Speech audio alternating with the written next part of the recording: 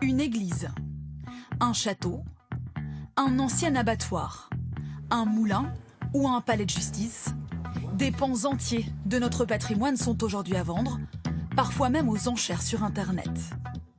Pourquoi les villes, les départements, les régions et l'État se séparent-ils de leurs bijoux de famille? Est-ce une bonne affaire ou un sacrifice? À Saint-Brieuc, l'élu en charge des finances et des bâtiments publics a un nouveau dossier sur le feu, vendre ce complexe. Là, c'est Carwal, donc la colonie de vacances de la ville de Saint-Brieuc, enfin, l'ancien bâtiment. Un site en bord de mer où des générations d'enfants de Saint-Brieuc passent leurs vacances depuis 1951. Aujourd'hui, ils ne respectent plus les normes de sécurité et d'accessibilité. La ville va s'en séparer. Estimation 4 millions d'euros. C'est vrai que, passe-moi au cœur, il y a eu des choses qui se sont passées ici, des colonies de vacances certes, mais à un moment donné, il y avait aussi des locations pour des soirées, des mariages. Depuis 1 an, le site est vide, désaffecté. Alors c'était quoi donc ici, c'était l'ancien réfectoire, qui accueillait les enfants. La ville de Saint-Brieuc a fait le calcul, le site n'était plus rentable. Il y a une charge de fonctionnement pour la ville, régulière et tous les ans, qui monte à plus de 30 000 euros par an. Donc pour un équipement qui est peu ou sous-utilisé.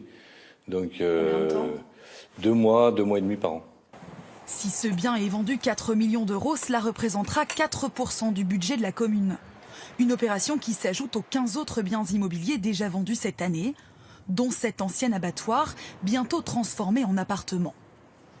Se séparer d'une partie de son patrimoine plutôt que d'augmenter les impôts de ses administrés, c'est le choix de la ville de Saint-Brieuc. Et la commune est loin d'être une exception.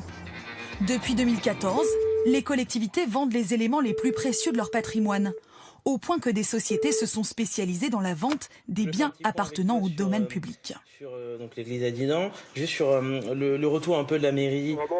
Cette start-up vend les biens des collectivités aux enchères sur Internet.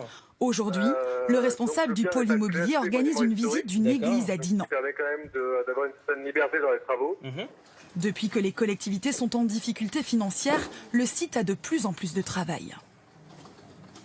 Aujourd'hui, on vend à peu près une vingtaine de biens des collectivités locales par mois. Pour les collectivités, ces opérations sont parfois le signe d'un renouveau. À Lyon, cette ancienne prison a été rachetée en partie par un promoteur immobilier pour en faire des centaines d'appartements. Depuis 2 ans, Geneviève Borel habite l'un d'entre eux. Ce qui reste de la prison, c'est juste ce bâtiment-là. Je crois savoir que c'était des bâtiments de gardiens, parce que d'ailleurs, on ne voit pas de barreaux. 435 000 euros, l'appartement de 87 mètres carrés en plein centre-ville. La propriétaire ne regrette pas son choix. Je ne trouve pas ça extraordinaire, le fait que ça soit dans les prisons. Alors dans les prisons, moi, je n'ai pas l'impression d'habiter dans un bâtiment de prison. C'est super chouette, là, ils ont rénové tout ça. Et dans le quartier, plusieurs commerces ont ouvert depuis la reconversion. Cette restauratrice s'est installée il y a 4 mois. Les prisonniers ont fait crier, que ce soit la nuit ou le jour.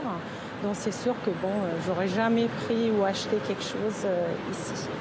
Et là, avec la rénovation, vous êtes lancé? Tout à fait, je suis très contente.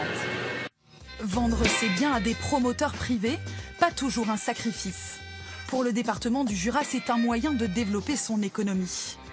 Ces anciennes forges sont désormais entre les mains de cet amateur d'art. Il en a fait le premier musée du street art. Les gens d'ici, les administrés ont bien vu qu'on voulait rénover un site qui serait tombé en ruine sinon, pour en faire quelque chose qui va durer dans le temps. Donc, c'est à parcourir. En se séparant de ces forges, le département compte gagner en attractivité touristique.